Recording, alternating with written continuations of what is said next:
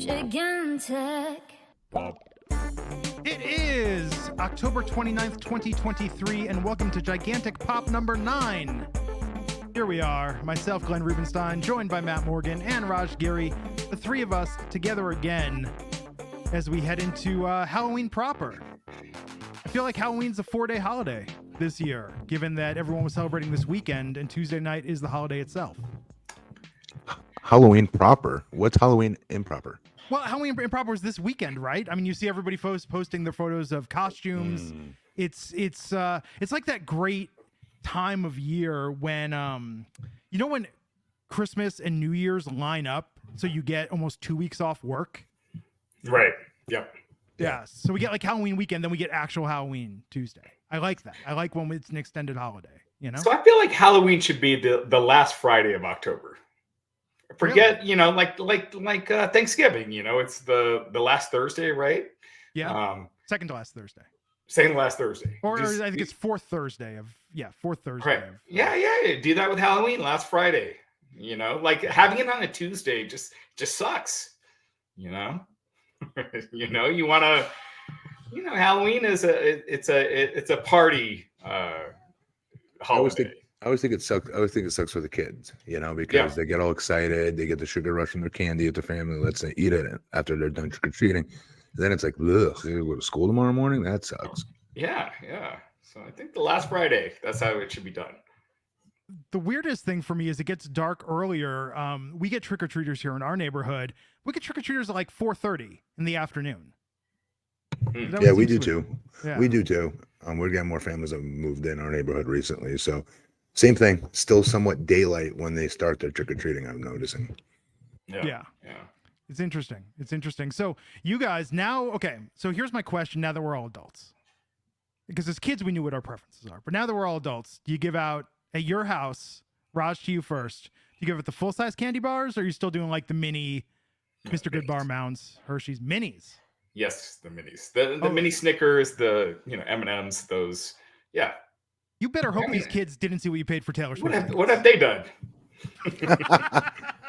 I've got to ask my wife, is she recycling again from last year because we got too much or what? That's a great question. I think she's giving out the minis, though. I'm pretty positive, which are, meh. I mean, look, at least you're not the house that gives out a box of raisins and a toothbrush.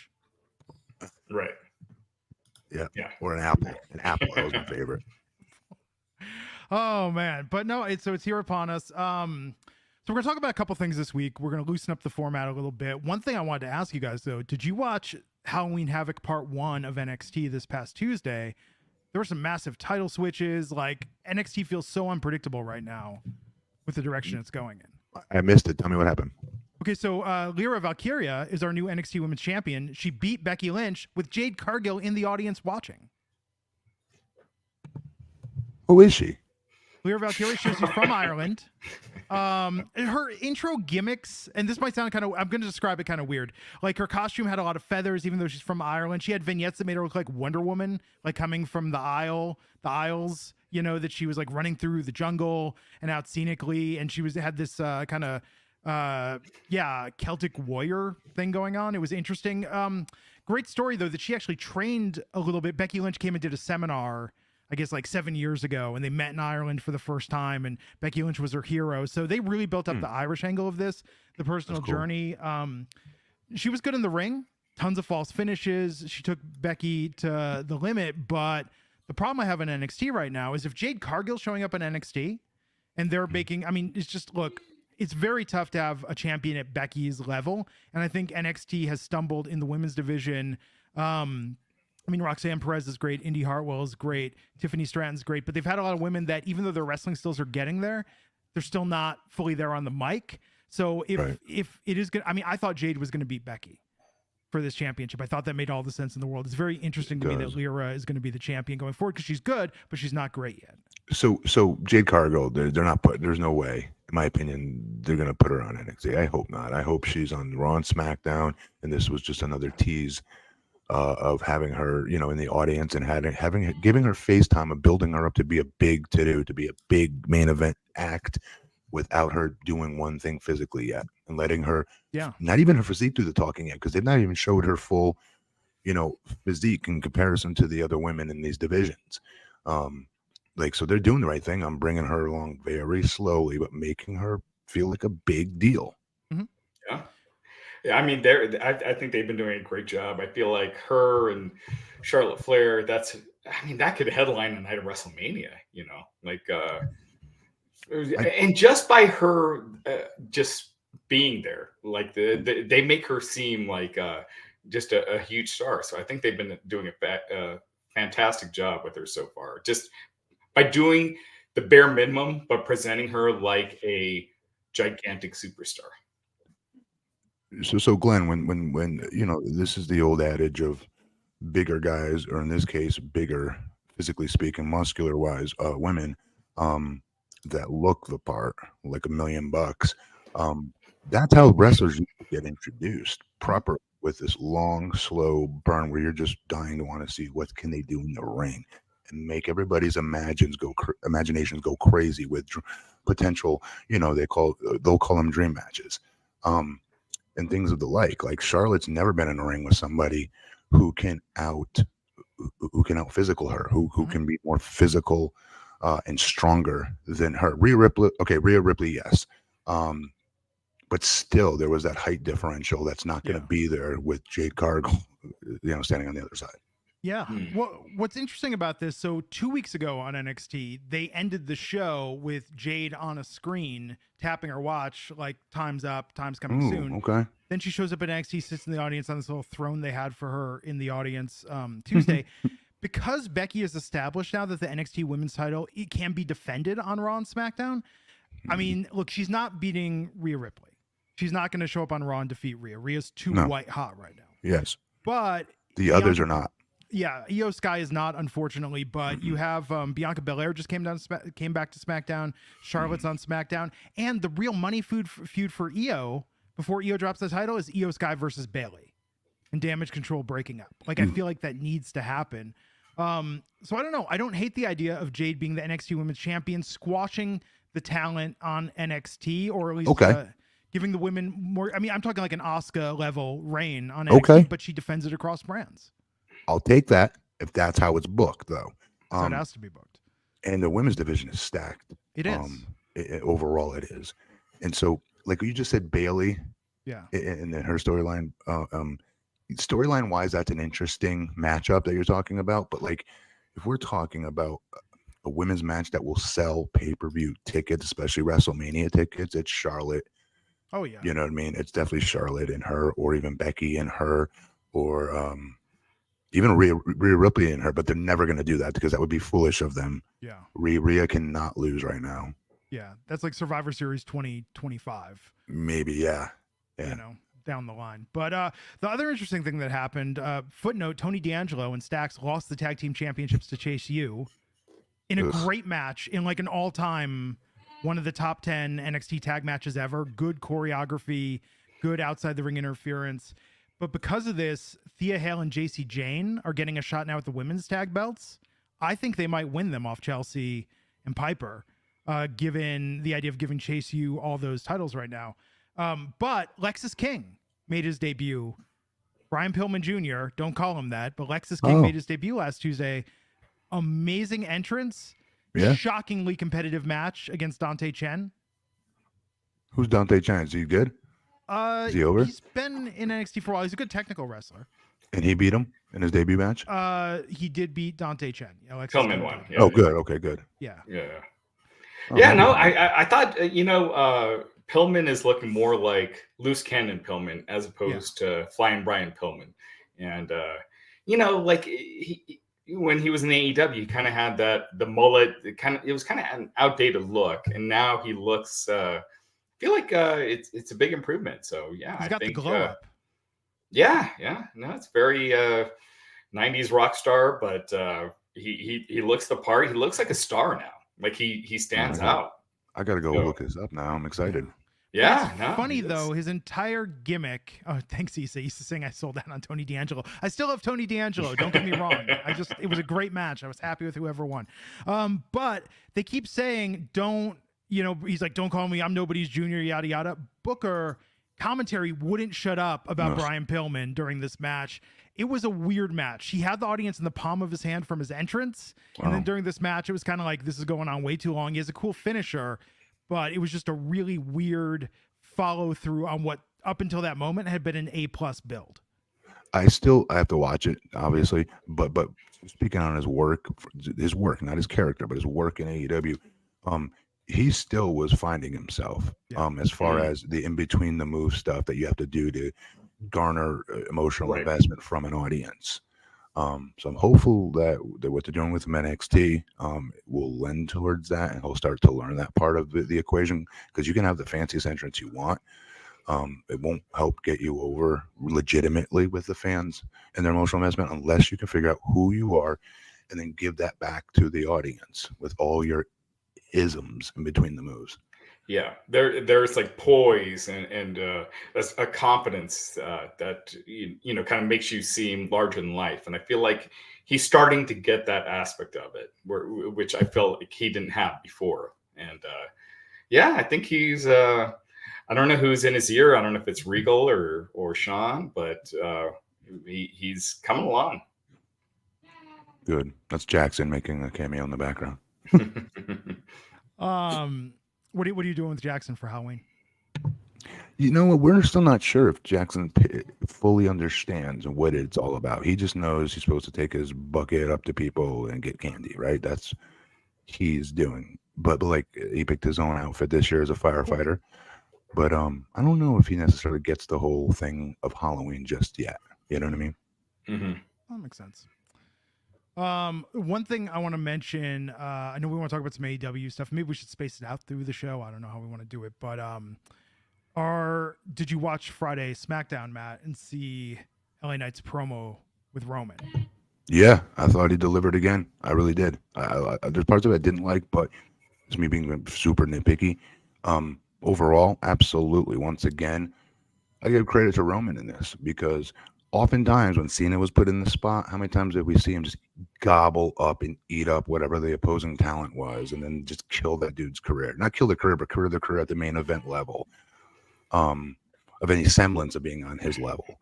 And Roman's confident with himself enough to allow, because let's be honest, if he wasn't cool with this, LA Knight wasn't being able to do any of what he said and did in that ring, in that contract signing. So very impressed with it. Again, impressed with Roman, but more obviously impressed with LA Knight, and he delivering time after time that they keep giving him the ball. And he's just so much more confident. I know what the ultimate is going to happen. He's not going to win. We all know it. And that's what sucks about this, because he is white hot. The fans are cheering for him in weird spots. Normally when fans don't start cheering for a talent, it's really weird, but it shows how over he is. It's not the, come on, Kentuckiana, let me hear you crap baby faces do. But, you know, as they're about to start a match before they lock up, right? He's not just having to do his LA Knight crap to make them cheer for him. They're coming on their own accord when they want to, and they're doing it just randomly throughout his segments. And when Roman started trying to dig into him a little bit, they just shut him up by starting chanting LA Knight's name. Yeah. It's fun to watch. But he's going to lose that match. Yeah, sorry. Yes. What were you gonna say? I felt like that kind of hurt Austin Theory with this feud with John Cena. Like when John Cena buried him, and Austin Theory never got that chance to come back and retort, you know. And I felt like it just was never the same for him after that. Like it just showed he wasn't on that level. And even though he won the match, he was kind of exposed that he wasn't ready for that kind of primetime level. But I think Roman, you know, giving LA Knight his shine, I thought, you know, he's a superstar. Yep. It's just tough though, because he's bodying Roman on the mic, and I mentioned this the other night. It's like imagine the end of 8 Mile when B Rabbit has that killer performance on Papa Doc. B Rabbit's walking away, says the future, I got to go back to work. Then right when the credits roll, Papa Doc and Free World show up and just beat the shit out of B Rabbit. Right. We still got a couple. We still got a couple weeks though. We still got a couple weeks till Crown Jewel. So I think got 6 days till Crown Jewel. Is it really? I've been in Yeah. Mexico, so I don't know. I don't know The what's life going Raj on. leads. What day is it? What's going on? What Right. country am I in? Who are you people? Raj is in his bunker right now in his safe room somewhere, hiding out, podcasting. No, I think it's going to be exciting. It's going to be interesting to see what happens with this. And we'll talk about AEW a little later in the show. One thing we want to talk about, of course, the big news everyone's talking about. We all got the incredibly sad news last night that Matthew Perry from Friends, and it feels like every sitcom, every other movie of our childhood, passed away at the age of 54. And I mean, this was something last night where I saw the news and I wanted to confirm it. Is this wrong? Is it there? And then was like, oh my God, I've got to tell my wife about this. Like this is just big. I mean, given the ubiquitous popularity and nature of Friends, and how that show has never gone away. I mean, this is, one of the biggest stars in television, passing away that I think we've experienced in a long, long time. Because it felt like, even though Friends have been off the air for 20 years, it feels like it's still a show that has never not been massively popular. Yeah, this is one of our, my wife and I's shows that we would watch like every single night when the reruns would start coming on.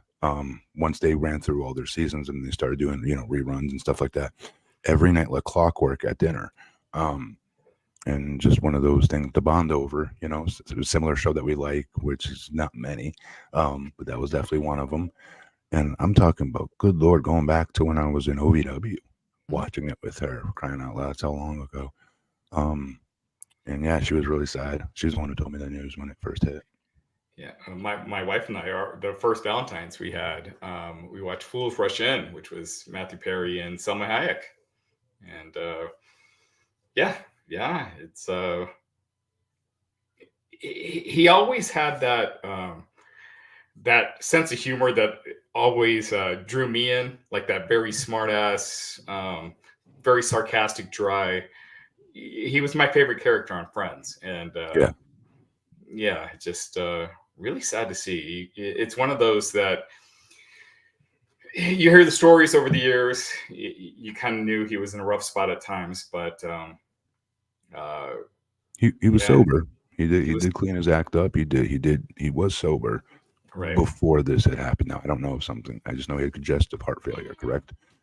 Yeah, they said he drowned in a hot tub. So terrible. It's horrible.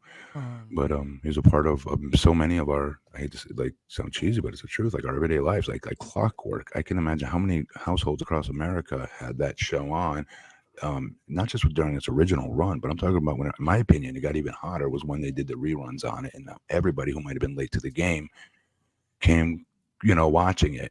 And so many family and household television sets in people's living room back when people used to eat dinner at a table together. That show was absolutely predominantly on. Yeah. Well, back then, when people talk about like a show doing like 8 million viewers or something now, back then they were doing like 25, like 20, 25 million viewers, like Seinfeld, Friends. I mean, shows were just gigantic back then. It was kind of like the golden era of that. Brother, that was the back. TV. That's the best, my opinion, my personal opinion. Hour block of television in my lifetime, I would say, was when, again, the reruns came out for, it'd be Friends and Seinfeld. I'm sorry, Friends and Seinfeld back to back. That was the power hour. Then they throw King of Queens in there somewhere afterwards. Right. But, and I'm really saying this in regards to Thursday nights back when I was a little kid, when we had Family Ties, we had Cheers, and we had the Cosbys all in the same Thursday night schedule. If you guys remember, that was a huge 2-hour window and time block. And Richard Bull just passed away. Bull passed away a few days ago. Oh, did he really? Yeah, at the age of 80. Oh, 80? 80. Wow. Well, let me say this. You said that Chandler was your favorite character. He was mine on Friends, but like I love Joey Tribbiani. Joey was hilarious. He was so funny in the middle of just, anytime anything would be semi-serious, he would, break the temperature, if you will, and make it funny somehow. But so did Chandler, though, right? He was so damn funny in that show. Yeah. Yeah, I think that was like one of the first times that I ever really saw a character just embody that sort of Gen X sense of sarcasm, dry wit, You know, and when you think about Seinfeld, Seinfeld's a great show, but Seinfeld is still kind of like a baby boomer show. Like Friends was our generation's show, right? I mean, here we are, we're all in our late 40s. Like those were characters that were a little older than us, but that was very much that sensibility. Well, but what's impressive though, I mean, millennials, Gen Z, everybody loves that show. Well, that's a good call, the baby boomer thing with Seinfeld, because, well, they weren't married either. Because I was just going to make the point on Friends. They showed Friends at a certain age that the generation before it, you were married and with kids by this point in time, not putting your career first. And if you go back to those Friends episodes, it was definitely their careers first before their own personal relationships. And if you look at Seinfeld, even same thing. No one on that show was married either. Right. Well, Yeah. I don't think anyone would Right. have them on Seinfeld. They were also insufferable and They were horrible. narcissistic. Remember how it ends? They're just horrible human beings. That's how it ends. They all got arrested. For being horrible people. Yeah. No, it was. It kind of took a lot of the Seinfeld that vibe that they had, where it was like, you know, like it wasn't emotional. There wasn't, you know, Yeah. something. Well, that was like their motto on you're not Seinfeld. learning a lesson. Yeah, no hugging, no learning. That was the Right. Seinfeld motto. Yeah. Yeah. And it took place in an apartment. Right. Yeah. It's just interesting. I mean, we've talked about this before. I mean, God knows in the years that we've done this, we've lost so many figures in the world of professional wrestling and had to report on their deaths. And Matt, many people that you were peers with and close with. I think that, you know, we all lose people that are close to us. It's interesting when someone that's in the popular culture passes away, because it really shows the power of our connection with media. And we feel like we know these people because of the hours we spent watching them. I mean, I remember the first, you know, quote unquote celebrity death I experienced as a child. Like I really had to understand what that meant, processing it. It was a very, I mean, it's strange. I guess I was fortunate enough that no one in my family had passed away. I think it was maybe 7 years old when John Eric Hexum, who was on the show Voyagers as a kid, passed away. And that was really how I understood the concept of death. Now I had met him before at Universal Studios. So he was like my favorite actor at the time. Voyagers was one of my favorite shows. Matt, you're searching your brain. It was him and a little kid. It was actually Punky Brewster's brother, who had this curly mop of black hair, and they had a watch and they could travel through time and like fix history. And I loved this show when I was a kid. He was on later on a show called Cover Up. This show put up before Quantum Leap was put out? Yeah, this was like early. This was like 82, 83. This was on NBC. And he wanted to show Cover Up. He had a terrible accident on set where he actually was making a joke with a prop gun and didn't realize it had blanks in it, and he accidentally took his own life. Literally putting the gun to his head. Making a joke. Like Making a joke. joke. Oh, Yeah. God.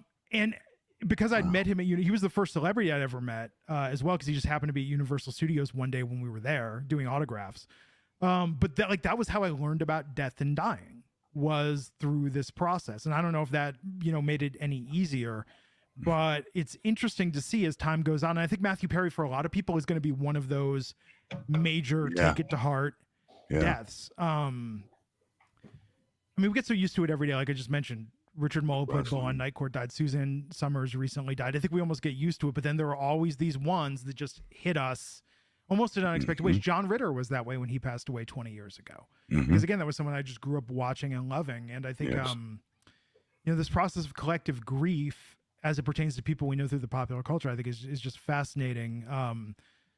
But it's interesting when we have such a shared experience with it. And again, I think not that it makes it easier, but it makes it a little less of a burden when so many people are also going through it and you could share those memories together. And it's just, I think it's a very interesting process. Yeah. Raj, what movie, hard pivot here, and I know we're changing the subject, but Raj, you suggested They Live this week as we go into Halloween. Speaking of wrestlers that are no longer with us, Roddy Piper in a starring role. One of the best leading man performances by a wrestler, I think, of all time, right? Like, what's better? I mean, The he Rock? definitely beat Hulk Hogan. You know, if you He look beat at Hulk the Hogan. 80s. He's not beating The Rock. Come on. Well, okay. Well, aside from Pain and Gain, Matt, what movie has The Rock actually acted in? I thought he was. I thought he was getting Jumanji. Okay, but he's playing The Rock. Like, what movie is he? Oh, wow. The Rock has two things he does. He either plays The Rock Or What was Roddy Piper? Wait, hang time out. What was Roddy Piper playing? he was a drifter and he didn't Yeah. want to, you know, With and a bunch of 1,009 different one-liners of being a kick-ass guy. I came here to chew gum and kick ass. I want a lot of gum. Great line. What's right? best? It's the best. But you're talking about him being a fighter. Okay, great. It's not a These guys, stretch. they're not Daniel Day-Lewis. This isn't my left foot they're doing. I agree with you on that. But Rock can sing. He can play the ukulele. He can do everything. He can do it all. As far as wrestling movie performances, it's got to be up there. Right? It is. Oh no, I'm not saying it's not. It definitely. I'm not saying Piper was a good actor. He never had another movie after that where. Surprisingly, he should have.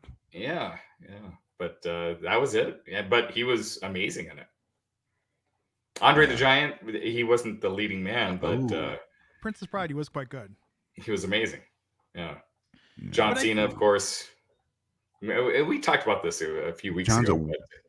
John's getting there, and I'm telling you, in real life, he's an amazing actor, in my opinion. Yeah, I think he's better than The Rock. He is. In real life, he is. Yeah. But what I was going to say, though, is The Rock has two things that he tends to do. He either plays a role that's very similar to Dwayne Johnson, or he plays a role that is going in the complete opposite direction of that, like Central Intelligence or something, where it's funny because it's so not The Rock that he's playing, that he's making fun of it. That's a big guy who's like really hypersensitive or something. I will put his role in what I'm listening to in the background in my other room, Moana. His role with Maui. Every kid in America does not associate with him as the former wrestler. They think he's Maui. It's huge. Matt, I mean, and he sung in that, by the way. No big deal. And he was amazing. Kid's favorite movie. I mean, a generation of kids growing up with him. So I mean, it's but to your point, Raj, Batista is the best wrestler turned actor. Like by I think he's overrated. Did you watch Knock at the Cabin or some of these other? Like he's done some really interesting parts. I was really impressed with him, and I know him. I didn't know he could have some of these different ranges. He's shown more range, if we're being honest. He's really good. Serious, but he considers himself like a serious actor. I mean, don't get me wrong. He says films. He doesn't say movies. He says films. I was gonna say in interviews sometimes he's a little pretentious, and I say that with love. Yes. But I was gonna ask you this, Matt, because we've actually never talked about this. We've talked a little bit before about your time in American Gladiators, which we should revisit in the future. Oh yeah. But Matt, you've acted in a few roles. You did a couple TV guest appearances. You did an independent movie or two. When you did that, was for you? At the time, was it like, well, I'm going to do this, it'll be fun, or was it like, I'm seriously going to get into this? I'll tell you what I thought. I thought when I left, I remember thinking, oh my God, every single pro wrestler should be doing movies. We can do our own stunts. And the stunt guys they're okay, but they're not better than us. And we give more to those action scenes than the stunt people generally do. The only thing I found difficult about any of it was how long. You heard the phrase, show business is to hurry up and wait business. It really is, as far as the takes. You have to shoot so many angled takes around the set. That's something that I wasn't used to. But the fact that we have all this pressure on us to be wrestling in our underwear every week on live television with a microphone in our hand and not mess it up and finish what we're supposed to say in 1 minute. Otherwise, we're going to cost the company a lot of money by going overtime, whether it's our match or being on the mic. They don't have that kind of pressure. So I think because of the pressure wrestlers are under, many of them, I think all of them, quite frankly, can act and should look for those opportunities when the time comes. I'm not saying you're going to be The Rock or Cena or anything like that, but there's definitely Aaron Stevens, I forget what was he in, and Damian Sandow. Yeah. He does quite a bit of acting, and he's fantastic. There's lots of them that could be doing it. That's what I felt leaving the set of a Fox show at the time called Good Guys, The Good Guys. And that was a big show at the time. And I just remember that part of it, the waiting part, just to get every angle of every single shot that for just the one scene that would take forever. And I'm a very impatient person, very impatient. So I was on my best behavior, obviously. So I didn't like make anybody angry with me. But as my wife, I was constantly calling, like, God dang, it took us literally a day and a half to shoot two scenes, and I was out in Texas shooting it, but still worth it. Yeah, and I know you don't like travel and being away from home, but I always meant to ask you because I was like, I know there had to be another reason. There's not a lot of guys out there with your build or your frame or your look. Certainly, even if you're not doing Batista work, there's got to be probably some pretty decent money in being like Russian Thug number 3. So I was supposed to be, I forget which the Iron Man was, but it was the Iron Man that had, who's the guy who played the wrestler? Mickey Rourke.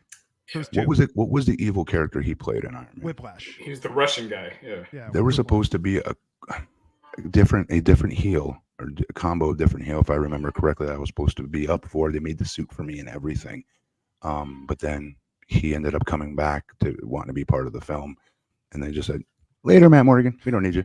And you've had a couple of those. I know you probably still can't talk about some, but you've had a few like superhero things and stuff where they're like, "Hey, come in for this, but don't tell anybody about it." Yes. Yeah.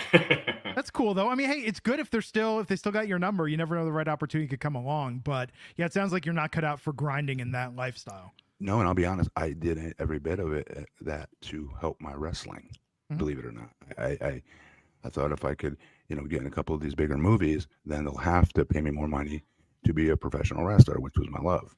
So it's kind of backwards how I tried to do it. Yeah. Which kind of ties into They Live. It's interesting that they cast Roddy Piper in that, and he plays a drifter. We don't hear much about drifters anymore, but he's essentially, right? Drifters were everywhere.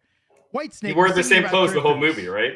Like, I think drifterism peaked with Whitesnake and Like a Drifter, I Was Born to Walk Alone, and then you never heard anything about drifters after that. That's a great Whitesnake quote. Yeah. And one of the best rock videos of all time, by the way, thanks to Tony Katane. Yes. So he wore the same clothes. He was looking for work though. I was watching a documentary about people that tag graffiti on trains, and there was a clip from a movie where they're explaining the difference between, it's on Showtime. I don't know. Matt, there was a Cypress Hill documentary, and I finished the Cypress Hill documentary, and they were like, "Oh, graffiti artists." I'm like, "This could be cool." And they're like, "On trains," and I'm like, "Okay," but they explained the difference between like a hobo. A hobo will work. A bum will not work. So like a drifter, I guess, is more like a hobo. So in the sense that they will go from town to town, they will work to get by. Yeah. Looking for short-term work. Yes. And they would ride the rails. People still ride the rails. But there's always something from the mysterious past that makes them a drifter, that they keep moving on.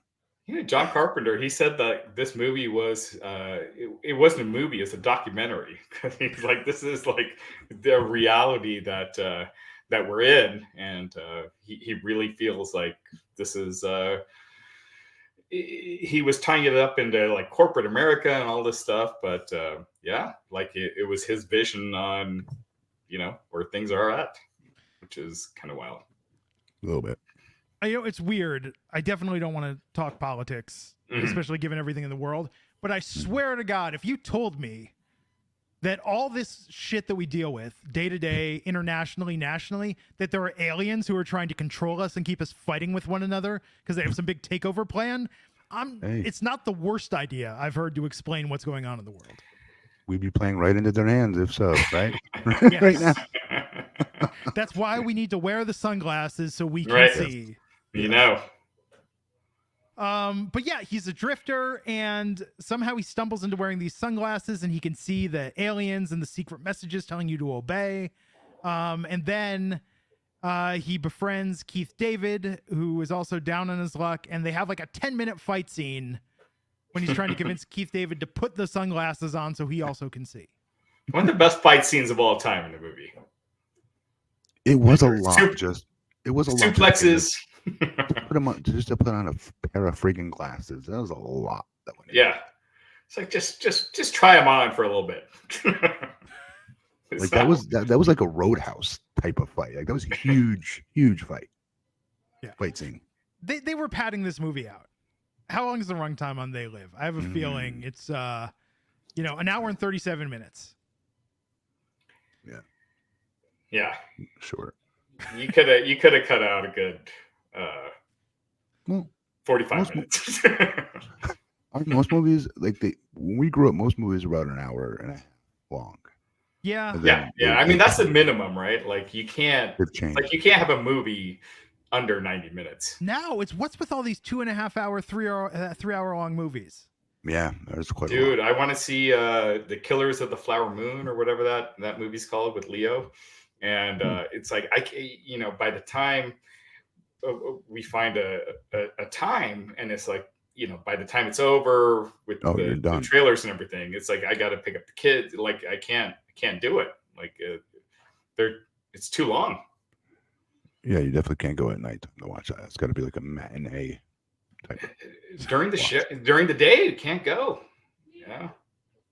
Yeah, it's a bit much. But with this movie, I mean, it's I actually think it's a perfect runtime. It does feel I enjoy that fight scene. As an adult, maybe that's the part where I'm just kind of like, okay, they could have cut this maybe by 75%. Would have been fun. It's one of the best fight scenes in the movie, I thought. Like as far as like how gritty it was, it's that and as far as a street fight scene like that in Rocky V. Rocky V. Raj loves Rocky V. Yeah. I will turn people around on it. This debuted at #1 at the box office. Yeah. I So didn't know that. That's crazy. I didn't know that. And it came out November 4th. So almost 35 years old. Sorry, Raj, what were you gonna say? How many wrestlers have had a movie open at #1? So it's Piper, The Rock, Batista, Cena. but not Batista in a starring role. Oh. But as far as like the lead, John Cena never did. Rock. Yeah, just The Rock and Piper, I think. Cena definitely. I mean, something Cena's done has to have opened. Nope. Not that it was good, but the Marine didn't do like big numbers the first week it came out or anything like that. No. Okay.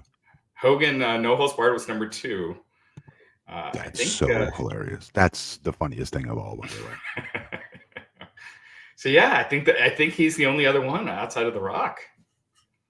If anyone in the chat knows, but I'm pretty sure that's it as far as the headliner. Yeah, I think that's it. What year did this come out? 88. Yeah, this is why his hair was a little bit longer. Remember when he came back, it was kind of a baby face announcer there for a minute there with Vince. Yeah. It was interesting. He hit Vince with the chair. with the flare attack. I remember when I watched this the first time, it was just kind of like, wait, Piper's a bad guy. How am I going to root for him in a movie? But I think Matt, we're talking about the Drifter thing. I think that's why it worked. It's like you feel sympathetic to the guy at the beginning of the film. Yeah, and I'm really going to take a reach here, Glenn, that I would also argue is one of the first times I can remember, because of how entrenched he was in an Americana heelism or villainism. I mean, again, I'm not overstating that. The rock and wrestling thing happened, and he was on MTV as the ultimate epitome of what every kid thought the villain was. Cartoon with Hulk Hogan's Rock and Wrestling, on MTV with that, and on Wrestling each week. He was the villain of all villains. If there was a layer of wrestling heels, he was the head of it. He was the whatever you want to call it, the leader. Oh yeah, the Lex Luthor, if you will, of heels. Good and call. So to see him on the movie screen, like you're saying, you're exactly right. I didn't know how to take it, but it was one of the very first introductions of me being introduced to a villain. That wait a minute, he's not that bad of a guy. Even though it's a completely different character, I'm still a little kid watching this. You got to remember, I'm only 12 years old, and going, oh, maybe this guy isn't that bad after all. And then sure enough, he came back to WWE eventually and was a babyface. Has there ever been a greater heel than Piper? I mean, Andre was different. I don't believe so, no. Yeah, because Andre was scary. When he didn't pay, but people did not. Well, they paid to see him because of Freak Factor, right? Just because National Geographic, humongous, giant, legit giant. Right. But I would argue nobody had more fans pay their hard-earned money to go see them get their asses kicked than Roddy Piper did. Do you think, though, part of it is also our age at the time, though? Because I think that as you get older and as the wrestling business matures... I'm such a nerd. Yeah. I do go back and I watch a lot of the old... My favorite time of wrestling was those 80s. When wrestling first hit and Hulkamania had just been there for about maybe 6 months to a year. And it was Piper. You had Big John Studd and King Kong Bundy and his heels as well that were really, I liked a lot. But like Piper was the one, if you go back and watch Piper's pits, even in the ring of MSG or Boston Garden, he was such a jerk. Like he put so much energy into it. And they radiated hate for him. So. But as you get older, though, you appreciate it more. That's what I'm saying. Is like now you see a heel, and now we like the bad guy because you're like, oh, I see what you're you see saying. I thought you were gonna say like you overblowed out of proportion how good or bad they were because we were little kids at the time. Maybe like Big John Studd, for example, who I thought was like a great challenge to Andre the Giant, and was just almost just as tall. And I go back and I'm embarrassed. I was actually thinking that as a kid. Yeah, no, but when he was the last great heel. I mean, see, MJF, good. Yeah, MJF, Dominic Mysterio, but that's almost Dominic. Dominic's fun to hate though. He's not like a. That's my point though. Is MJF even you like MJF? Right. Like Logan Paul is probably the closest thing to someone people genuinely dislike, and even then, it's like I hate that I respect what a good wrestler he is because I really don't care for him on so many levels. Same here with me, by the way. Yeah. Like Piper was one of those guys. Like back in the day, people would try to stab him. Yeah. Yes. Like in the parking lot. But the good question you guys asked. That was a good question. But when you're 7 years old, Matt, you have a very clear idea of like, well, Hulk Hogan, he's a real American, fights for the right of every man. Piper's a jerk. Oh, he's bad. This is good and bad. But when you're like 11 years old, you're like, oh, Piper, he's a bad guy, but he really made me laugh with this. Or I wish I could say that to my teacher, what he Macho said. Macho Man was the first villain I started to think was pretty cool, and I thought it was pretty funny. When you turn on Hogan, he was at the just top of his game. Yeah. I always felt like if they had Macho Man beat Hogan at WrestleMania 5, but Tom McCloskey saying Christian is about as close as an old school heel right now. Even when he was with WWE at the time, remember he was still finding his way in singles, and he had the horrible music. Christian. It's the worst heel getting music ever. But like, remember when he came out and tried to make the Peep Show and how they're the Peeps, and he basically was taking Rock's gimmick and like he's the new big star of the show that Rock's making movies now. Like people radiate heat for him too. That's a good point. I feel like he's at the top of his game right now. Like I feel like he's never been better as he is right now. So at first I hated the turtleneck. I was like, this is obvious. He's wearing this so he doesn't have to be in shape. This is so obvious. Right? But no, it's just adds to the layer of heatism with this guy of why we should hate him. It's like, what's douchier than a turtleneck? While you're wrestling, right? A sleeveless turtleneck. Turtleneck muscle shirt. He's great. I wouldn't have thought of that. Not a million tries if you gave it to me. So just get me heat. He's so good, and he's at the top of his game right now. What do you guys think about them doing Kenny Omega versus MJF on Collision? I thought it was. I watched it. I thought it was a friggin' fantastic match, and it goes again to everybody who wants to say, "Oh, MJF's only good on the stick." He proved them wrong again. He's fantastic in the ring, and he can keep up with anybody, and he proved it in this match. Question you're asking that I think you're asking is, where the hell was the build for this? They had Kenny Omega, the best bout machine, the best in-ring talent one can argue for AEW, and that's given respect to Bryan Danielson. Right? They just throw him out there essentially, and they had a couple of crossings at their entrance ramp at the end of the show. Like, no, you have Kenny Omega versus MJF. You freaking build that baby, because I was dying to see it. And once I heard it on the internet, they were wrestling each other. I made sure I watched that show for what it's worth. Right. But that's easily a pay-per-view main event, easily. Yeah, by far. Yeah, I mean, I think it's probably the biggest match that they have. As far as the two biggest stars in the company. Wouldn't you? Before that, I would have argued it would have been Bryan Danielson versus Omega, and they gave it to us, which I was grateful for free, if you remember, right? Yeah. And it was like an hour match, right? If I remember correctly, it was a great match too. Yeah. But again, they gave it to us for free. I should be grateful as a fan. I shouldn't be bitching and moaning about that, right? I have to pay to see it. But if you're talking, if this is our business and we're the owners, how would you do it? Of course, I'd make people pay to see it. Yeah. And do more than 3 days build. For sure. At least give it a week. So let me ask a question about Kenny Omega. Is he just playing up like his knees being screwed up and he's battered and banged up, and about like he didn't say he's about to retire, but he was giving the speech at the end of that show like he's getting closer versus not being closer to retirement, I thought. I just feel like it feels like he's been underplayed a lot over the last year, since definitely. Where I don't know. It feels like I don't know. Maybe there's a method to the madness. Maybe they're just trying to let him heal up. But that could be. It could be have injuries maybe we're not aware of. But with that match he just had with MJF, I don't see him. Right. Yeah. It's a great match. One of the best I've seen in quite a long time. And I feel like I say that a lot with a lot of AEW matches, but specifically that one. One other thing, you bring up a good point, Raj, about, last year it feels like they haven't been really playing him up much. It also hurts him because one of the things he needed to start figuring out was I know he talks a very deliberate way, his own style of talking, and he uses these gosh, golly, gee type of phrases that I don't like it. Gosh, golly, I bid you adieu. I mean, it's over when he says, I bid you adieu, good night, bang, crap. But yes, that's over. But like this, his voice, his tone.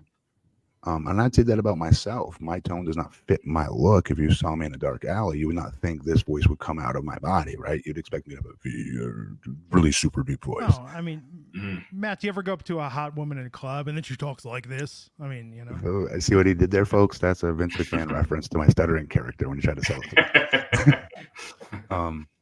But with Kenny, like just the way he talks, I thought he could have been snapped out of that and brought to a different level. With different vernacular, different tonnage, and paying a hell of a lot more attention to his promos to be that top, tippy top guy in the industry. Because in the ring, he is him when it comes to in the ring. But I mean, on the promo part, he still has a lot of room that he can improve, which is scary because he's so damn talented. But what I'm getting at, Raj, is the year of them like not downplaying him and not doing as much with him, I think hurts him in a way because he's not being given those big opportunities that MJF has gotten over the years, where I would argue he's had no choice but to improve because they've given him 17 minutes, one time 27 minutes of straight mic time. It's a lot of TV time to be given, and you're going to either sink or swim. And while MJF and the others continue to swim and do the backstroke while doing it, they haven't really given Kenny as many of those opportunities, and I think that's not fair because they could have helped him improve in that regard, in my opinion. If he was in WWE, I promise. If he was with WWE, Raj, I promise you, his mic skills would be better. I would guarantee it. Yeah. I don't know what where they're kind of missing the boat a little bit because I mean Kenny Omega, he right now is the biggest star he's been. But you feel like there is an opportunity lost a little bit. Like it's not fully used. He's not fully utilized. I see him always as a main event talent. No questions, ifs and buts about it. And this episode of Collision, it's looking like it did, under 500,000 viewers. Probably the final number will come out 500,000. Again, like doing it with no build. When they did Hogan versus Goldberg, that worked. They didn't have a bunch of build for it, but that was all they needed. It was Hogan and Goldberg. This was not. Let me sorry to cut you off. Let me ask you the question, then both of you. What's the fix then? Because I believe they could have Jesus on television wrestling him, and I'm telling you, a 3-day build, and it'll do the same. It will not go past 600, 700,000 viewers. What's the answer? How do you fix those ratings on Saturday nights? I think first you got to get rid of Rampage because that I think cuts into it.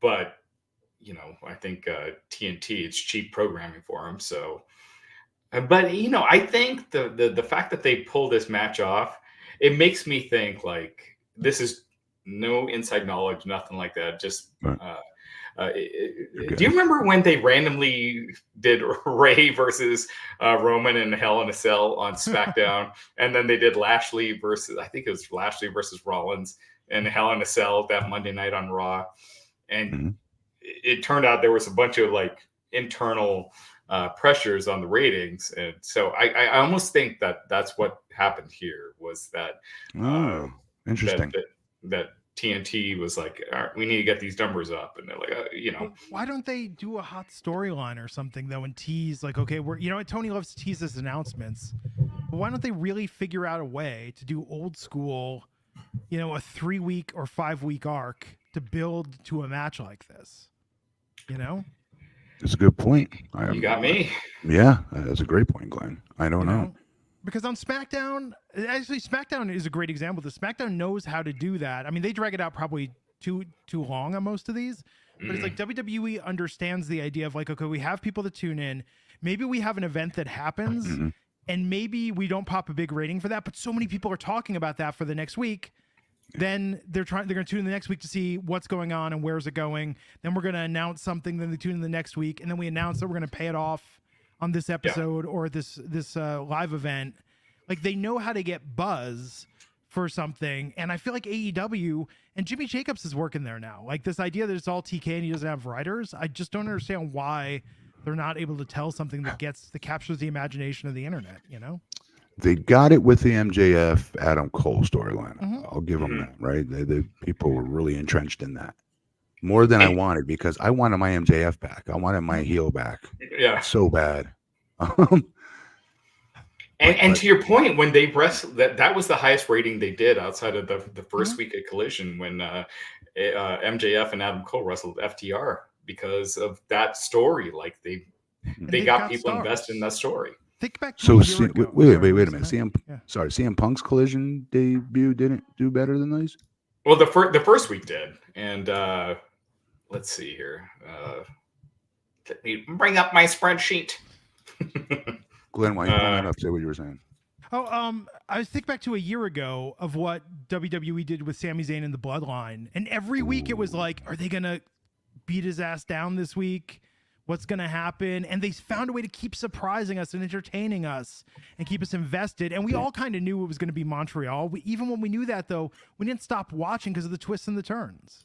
Yeah, I mean, you're 100% right. That's still the best storyline I've seen. I don't even know how long. Yeah, Bloodline hasn't been the same since then. No. So the highest rated CM Punk match outside of the first week was Samoa Joe, that did a 0.21. That MJF and Adam Cole FTR match at 0.27. So it was way ahead. And just as a comparison, the last episode of Collision did it at 0.16. So wait, you mean as with timeout? You're saying 0.16? Yeah. In the 0.16. Wait, a share or not the this, rating? The 18 to 49 rating was a 0.16. The 18 to 49. What was the overall rating? So it did 518,000 viewers last week. So 0.5. Well, the rating is a fraction of the number of homes and everything. But yeah, there's a share and then there's numbers. Right. But Veggie Gamer has a point, though. It's like then you got the Dynamite issue. It's like Edge making no difference in the rating shows. If viewers don't have any faith, they'll actually use them right. I like Edge, but some people aren't going to just tune in just for his in-ring stuff. It's good call. That's a good call. Can I get piggyback on that, Glenn?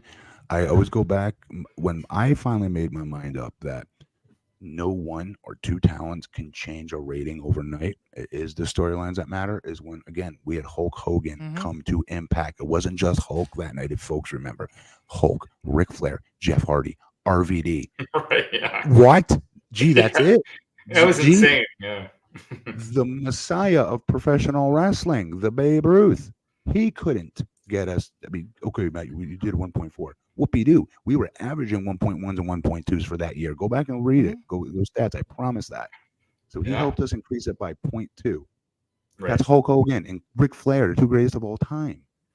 I mean, I'll give you just like a childhood example. I remember, I'd buy a lot of comic books, and the ones that I loved are the ones where the story, like X-Men, New Mutants, stuff where it's like, oh my God, I can't wait to see what happens next.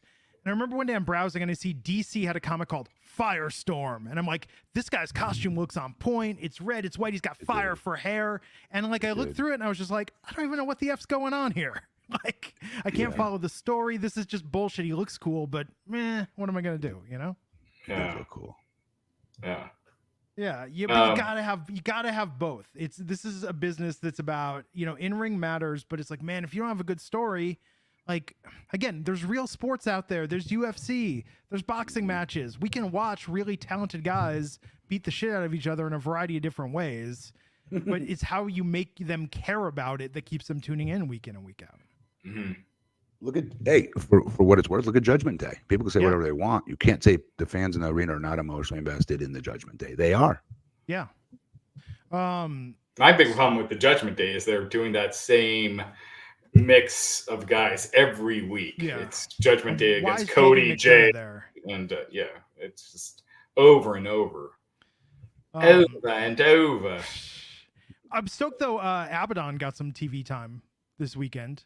Oh, did she? She's back and active. I still think you guys remember. I mean, Abaddon had one of the best debuts in pro wrestling. I remember the night we talked about that. It was amazing. Was super over with something completely different. We were all super stoked about it. I remember that, Glenn.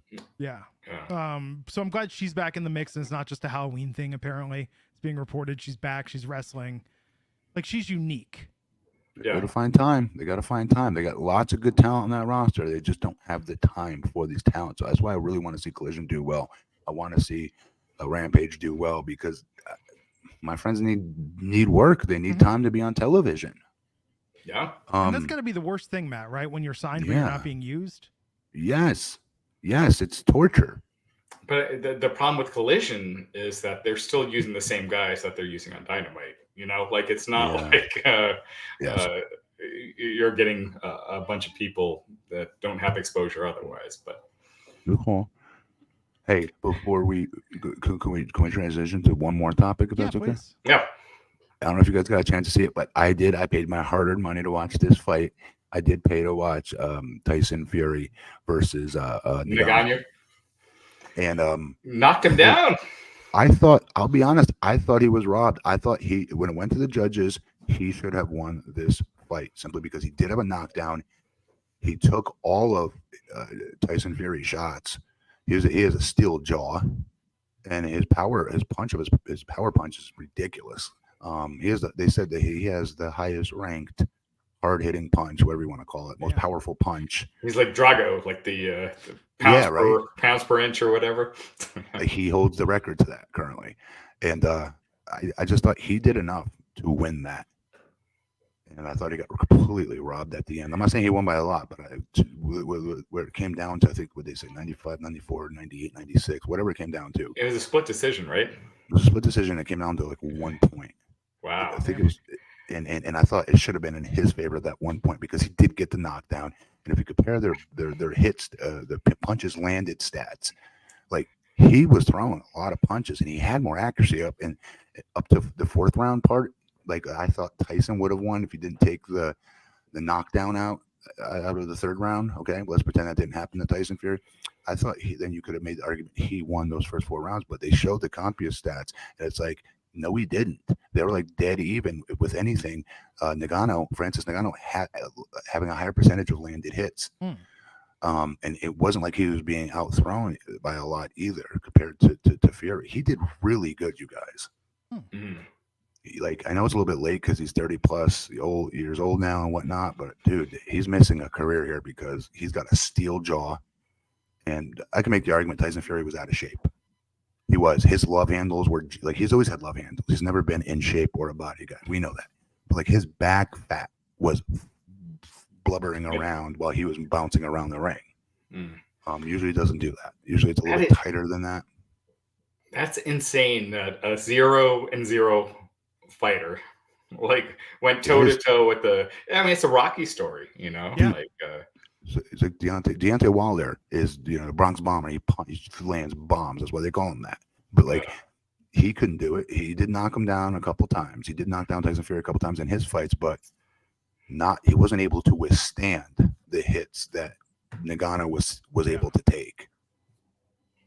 He was really good, really impressive. I thought it was worth every penny. Just the end, I felt like I got gypped because I was hoping, not just hoping Nagano won, but I thought he did.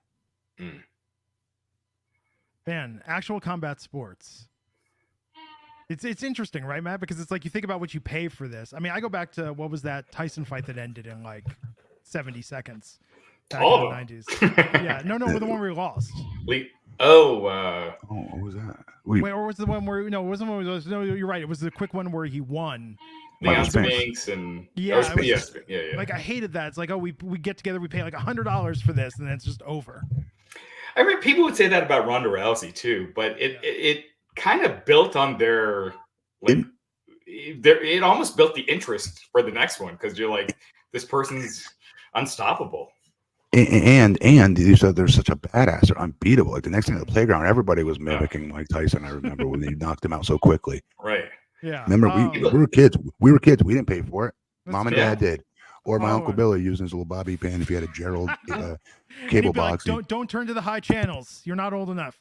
Well, Pop it in people with didn't it. want to watch 50-50 fighters, right? You Yeah, want I know. the baddest person in Yeah. the world, and Oh, that was the draw. Speaking of Rhonda, moved to the WWE alumni page. She's doing a Southern California date in November, like 3 weeks. What does that mean? So then, why would they move her to that page if she's actually actively wrestling? No, because she's actively wrestling for someone else. The contract is up. Yeah, she's no longer under contract. Oh, she's wrestling in an indie show? Yeah. Not PWG. Pro Wrestling Revolution. Oh, Gorilla. PWG. No, it's not Is it PWG. No, She it's used to not go PWG. watch that a lot. Yeah. Let's see. November Wrestling. Let's look this up. Wrestling Revolver. Where Marina Shafir is also signed. Maybe that's what. Yeah. Because my apologies. Give me 2 seconds. Yeah, no worries. So that's interesting that her WWE deal expired.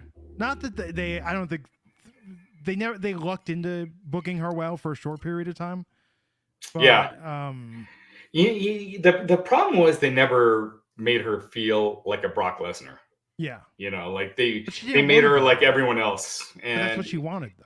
Yeah, but you got to step in and be like, no, that's not the best use. It's like you're best as a special attraction. Yeah. And then fans turned on her, and and then she turned on the fans. You could tell she wasn't having fun by the end. Yeah. So this will be interesting. One other thing before we wrap this up. So it is almost Halloween. I don't know if you guys are hearing about this Five Nights at Freddy's movie. Had the biggest Halloween weekend opening ever for a horror movie. But it's streaming on Peacock. Yeah. It's like $70 million in the US this weekend. And it's on Peacock at the same time? Yeah, and it's streaming. What's it called? Five Nights at Freddy's. It's based on a video game series. But Matt, here's why I think you'll like this, and it ties in perfectly to this show. Freddy Fazbear, the character, where this movie is set is like an abandoned Chuck E. Cheese. Huh. So Freddy the bear is like a Chuck E. Cheese-like character, and it's a horror movie. And imagine the animatronics are trying to kill you. Oh my God. Yeah. That's pretty clever, actually. I got to watch this. Text me the name if you can. Yeah. Five Nights at Freddy's. It's on Peacock. And I have to say, like, the storyline, I was shocked. We put this on and I was like, oh, this is, I'm just watching this for the Chuck E. Cheese spoof. But then I was like, no, the acting is good. The story, it was different than I thought. Like, yes, it's scary, but it's not. It's a PG-13 movie, but I was like, no, this is good. The video game series is really popular. The video game series is like a puzzle game series. So it has nothing to do with Nightmare on Elm Street. No. Okay. Yeah, I thought it did when I first said it. Could I just say I love Tom McCloskey's bio picture? That's Eddie from, if I remember correctly, of Iron Maiden. Yeah. So Five Nights at Freddy's, and still recommend Totally Killer on Prime Video if you want a time travel slasher film. Those are my 2 picks for Hollywood for Halloween movies to watch. Both of them are streaming. Check it out. Next week, Raj, I'd forgotten about this. We have to do this movie for next week. We're going to keep with this balanced format, guys. People, we hear you. We hear what you want. We're going to do it. And this actually ties in well. Raj Giri, more shameful than the Goonies and not having seen that. Raj Giri has never seen the movie Bloodsport with Jean-Claude Van Damme. You all should be absolutely polluting our chat right now and saying shame on Raj. Hashtag shame on Raj. All right. That's going to change this week. Yes, we're going to watch Bloodsport with Jean-Claude Van Damme. Talk about that next week. Maybe we could talk a little bit about death matches and all the keep with the blood theme of the crazy hyper violence. Okay. And we'll talk what's going on in the world of wrestling. November, it's coming up. Best Survivor Series, Yeah, so next week, Bloodsport. I'll tell you that watching Five Nights at Freddy's, I was like, I could go to a Chuck E. Cheese and play some skee ball. Like, I missed that. Pizza's not great, but the skee ball's on point. Okay. They got rid of most of the video games there. They just have like a lot of games for tickets, and they have like some of the light gun games, but it's not like it was back in our day where you go there and it was like a video game wonderland of like every arcade game you could imagine. And the lighting is different now. It's like very fluorescent now. I remember like it was dark. So we went like 10 years ago, took the kids, and it just, I don't know, it just kind of sucked. Like, yeah, no more Chuck E. Cheese. Yes. Or It's also Showbiz more- Pizza, depending on where you were in the country. It's also intricate, whereas you couldn't just, you pop a quarter or two into a game and you start playing right back in the day. But now you got to use a card, or it's a pain in the butt. All right. Yes. Arcades aren't what they once were. Okay, next week, Bloodsport. Thanks everyone for tuning in. Do us a favor, like, share, subscribe, tell a friend. Make sure you subscribe on YouTube if you're an audience listener, and look forward to your feedback. Hope everybody likes this modified format we're rocking with. And follow Matt Morgan at BP Matt Morgan, Raj at the Raj Giri. I'm at Glenn Rubenstein. Guys, anything left before we sign off? Just to subscribe, please help us out, and keep subscribing and like anything you see this on. If it's on social media, wherever you're watching this, that's connecting you to YouTube to see this, like the post, get on the page, like the video, and subscribe, please. Yeah, this is still a young show, so anytime you like and subscribe, it helps us out greatly with the YouTube algorithm and Apple Podcasts and everything. So we definitely appreciate it. Sounds good. Thanks, everyone. We'll catch you back here next week on Gigantic Pop. Take care.